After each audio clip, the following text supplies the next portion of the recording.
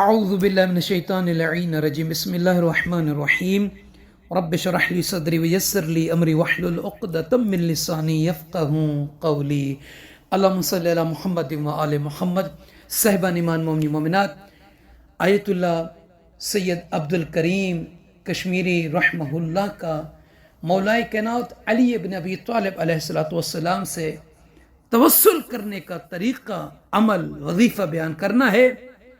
کہ جو بندہ بھی اس عمل کو جیسے سید عبد الکریم کشمیری رحمہ اللہ نے کیا ہے اگر کوئی کرے تو یقیناً وہ اپنی مراد میں کامیابی حاصل کرے گا۔ اگر کسی خدا نخواستہ کسی مشکل میں ہے تو اس کی مشکل حل ہو جائے گی۔ فرماتے ہیں کہ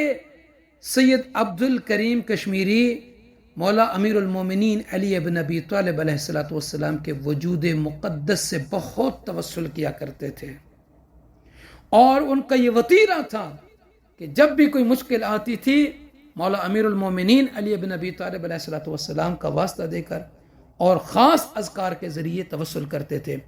انشاءاللہ تعالی آنے والے دنوں میں سید عبد الکریم کشمیری کے بہت زیادہ وظائف ہیں، اعمال ہیں جو ان کے حوالے سے بیان کیے گئے ہیں، وہ بھی بیان کرنا ہے۔ یہ جو سید عبد الکریم کشمیری عرفان کے مقام پر پہنچے ہیں، فرماتے ہیں یہ سبب تھا توسل کا، وسیلوں کا، اعمال کا، اذکار کا، اور اہم ترین توسل جو وہ کرتے تھے وہ امیر المومنین علی ابن ابی طالب علیہ السلام سے وہ ناد علی کا تھا۔ فرماتے ہیں ان کے بارے میں کہ جب سید عبد الکریم کشمیری ناد علی کے ذکر سے توسل کرتے تھے تو اس طریقے سے ناد علی کو پڑھتے تھے کہ ناد علی یم مظہر العجائب تجدہ عونا لک فی النوائب کل ہم و غم سینجلی بولایتک یا علی یا علی یا علی یا ابا الغوث اغثنی یا ولی اللہ ادرکنی بلطفک الخفی لا الہ الا انت سبحانک انی کنت من الظالمین۔ فرماتے ہیں کہ جب سید اس کلمہ یا علیو پر پہنچتے تھے تو 100 مرتبہ اس کا تکرار کرتے تھے، اور فرماتے تھے کہ میں نے ناد علی کو جب بھی پڑھا ہے تو میں نے اپنی زندگی میں خیر کثیر کو دیکھا ہے، اور فرماتے ہیں کہ جب بھی مجھے کوئی مشکل پیش آتی تھی کلما عرضت لی مشکلہ فی النجف ذهبت الى صحن امیر المؤمنین علیہ السلام وقرأت ناد علی مرات عدیدت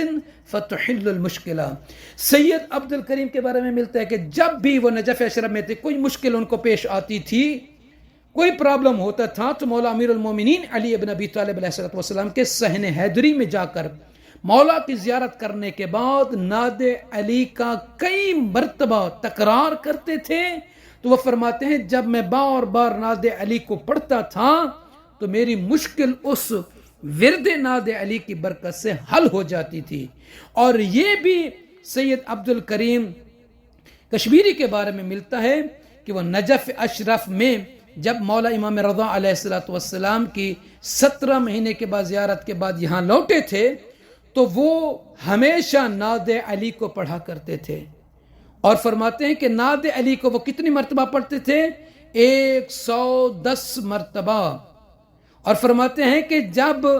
میں ناد علی کو 1000 مرتبہ پڑھتا تھا 40 دنوں تک تو فرماتے ہیں رأیت آثارا عجیبہ، کہ میں پھر عجیب آثار الہی کو دیکھتا تھا۔ یعنی وہ فرمانے کا مطلب یہ کہ اگر کوئی بندہ 40 دن تک 1000 مرتبہ ناد علی کے ورد کو زباں پر جاری رکھے تو وہ اپنی زندگی میں عجیب آثار الہیہ کو دیکھے گا۔ تو دعا ہے کہ پروردگار عالم ہمیں اور آپ کو علماء حق،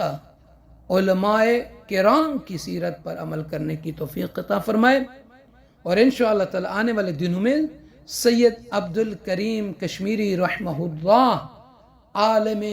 ربانی عارف باللہ کی زبان سے جاری ہوئے ان اعمال کو، توسلات کو، اذکار کو، ادعیہ کو بیان کرنے کی کوشش کریں گے۔ آپ سب سے عرض ہے کہ جو نئے احباب ہیں اور جنہوں نے ابھی تک نجفی کربلا چینل کو سبسکرائب نہیں کیا، سبسکرائب فرما دیجئے،